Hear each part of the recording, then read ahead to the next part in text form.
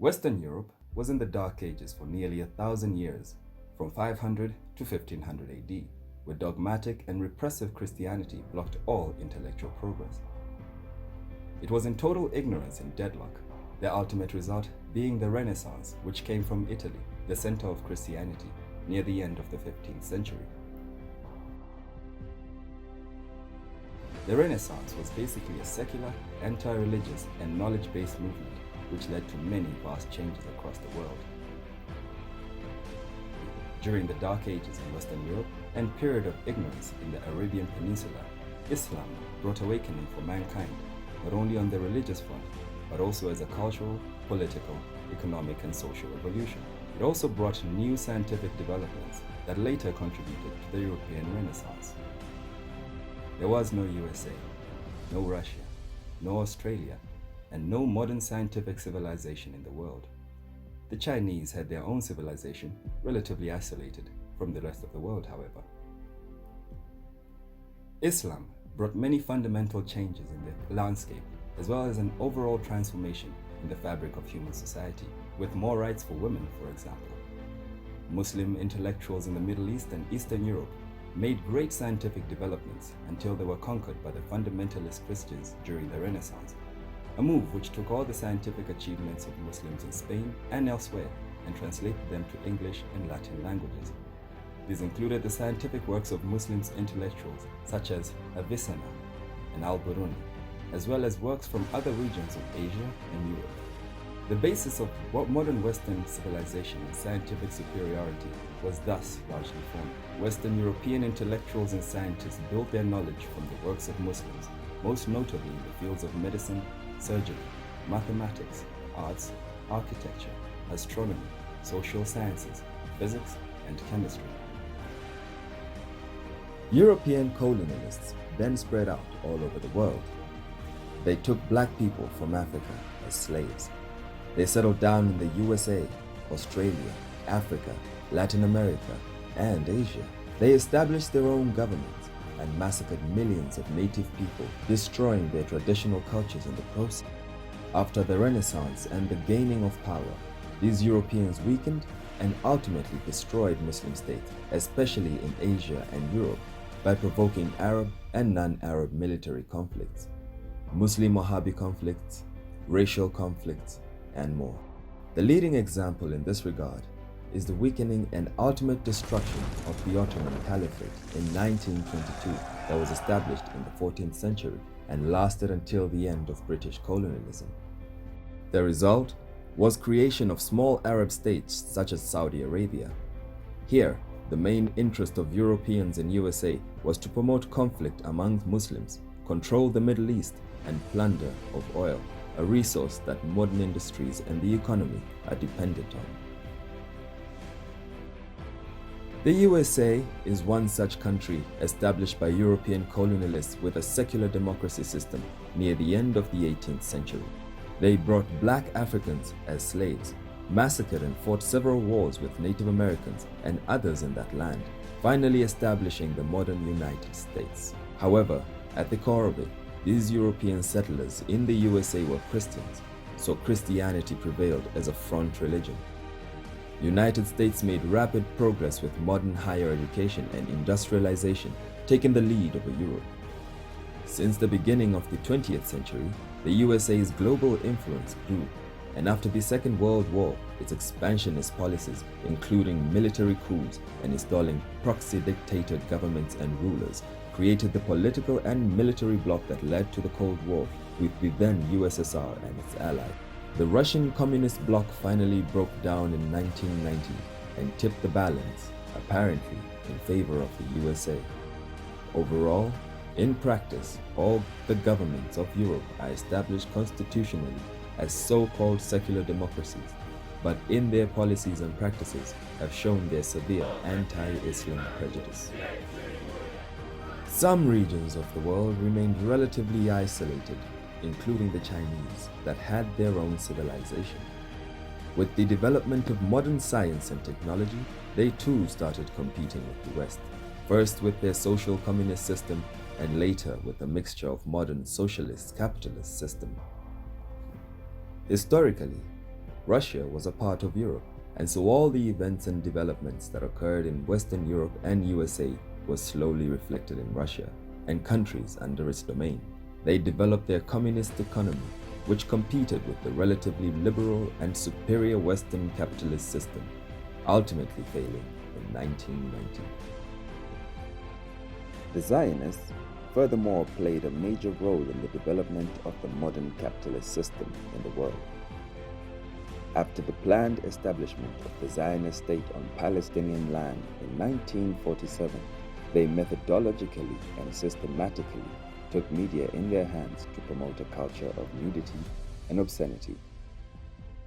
By destroying the native culture and lifestyle, controlling the legal system of the country to introduce liberal and contradictory laws in their own favor, by taking over the industrial and banking sector in order to promote the Western free capitalist market economy and weaken the economy of the country and ultimately take control of it, by empowering and supporting ideologically and economically corrupt political systems and using every possible means to rule without coming to the forefront. Economic wars were the foundation of Zionist predominance. Over 90% of USA and European economy is directly or indirectly in the hands of Zionists. This phenomenon of Zionism is the game changer in the current world politics and military dominance. Zionists have gradually taken over the USA and many European countries. Recently, proxy Arab states have fallen prey to their trap under the guise of normalization. So where are the Islam and Muslims in this scenario? European colonialists in many areas of the world spread Christianity, often by the forced conversion of native populations.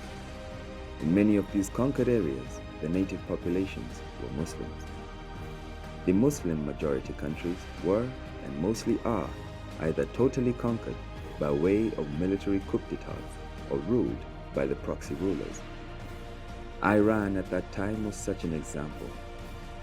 After the Second World War, USA took lead over Europe. The Russians followed their lead, and that led to the Cold War. The capitalist economy, combined with secular democratic ruling political systems, consumes the weakest of any society. It lacks moral base. It exploits minorities, the downtrodden, the female gender.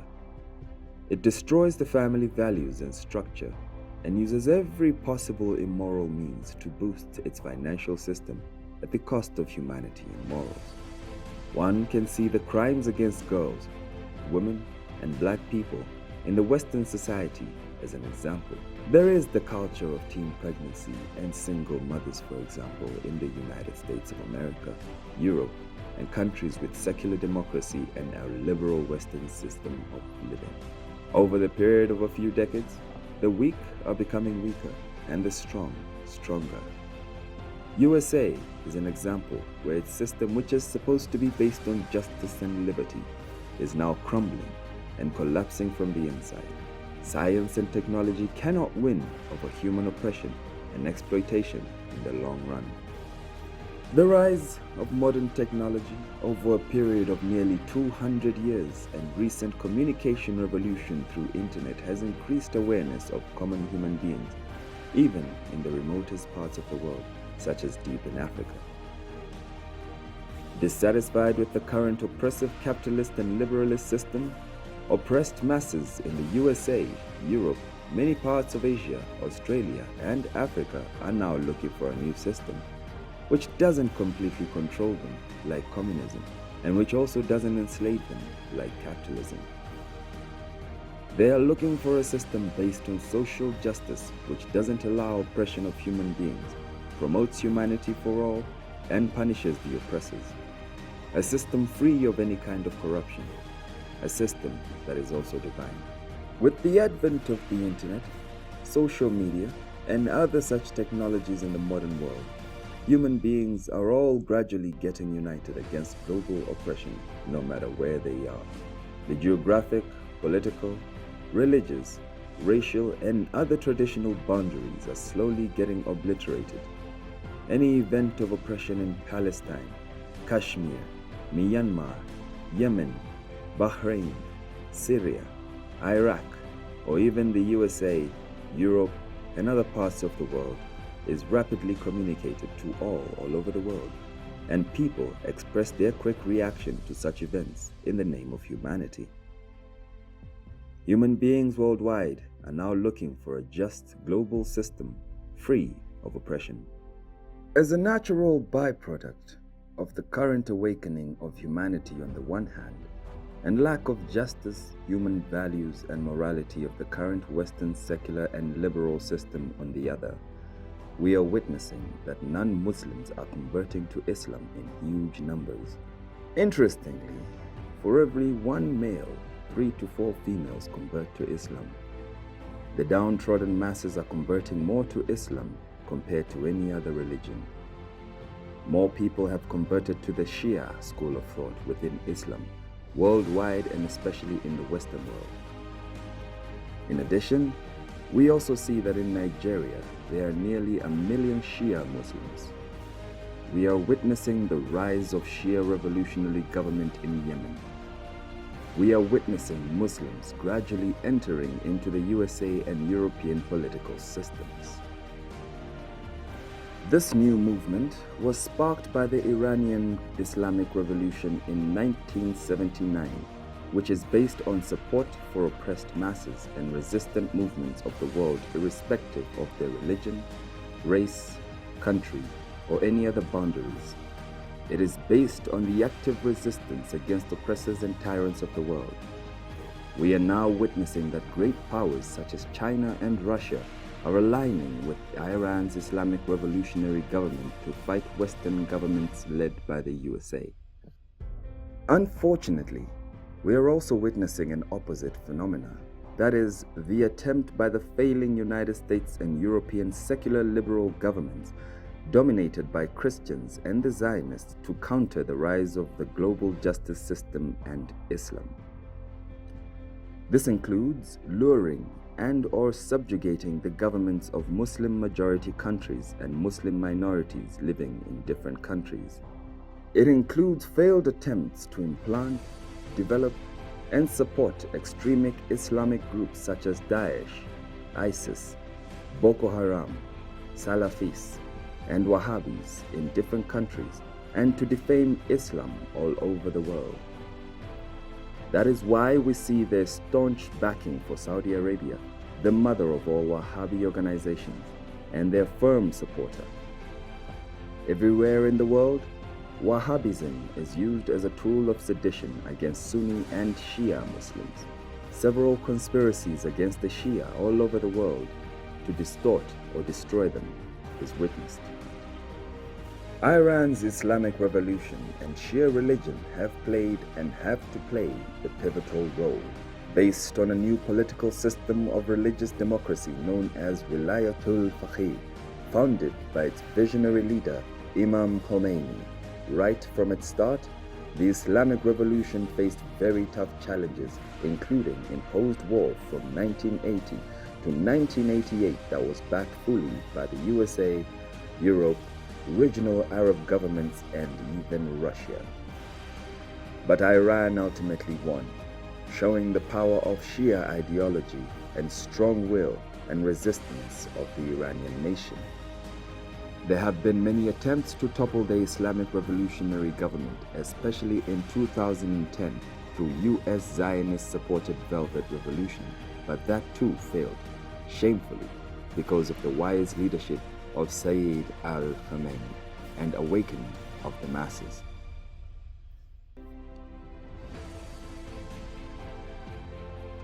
Iranian Revolution, during the last 40 years of its relatively short history, has made tremendous progress in its higher education, technology, defense sectors, indigenous development of its industries, acquisition of modern technologies, and in medical and engineering fields, and modernization of its government, military, and security apparatus. Capitalism is failing, and the world is looking for global justice. We also witness great resistance and sacrifice offered by heroic personalities like Shahid Qasim Soleimani, who was the globally acclaimed iconic figure and head of Quds brigades, the IRGC, the enlightened scholars and intellectuals and young generation of Iran who are working day and night to resist USA, Zionists, and their merciless allies. Their number is small, but strengthened with faith in God. Human civilization is moving towards its ultimate good end, where justice will prevail over all the world, where the weak and strong will have equal opportunities and rights. But perhaps it will come after a lot of bloodshed and struggle. The clash of civilization and religions all over the world is slowly erupting now. The scene is set for the final conflict. The new renaissance is on its way.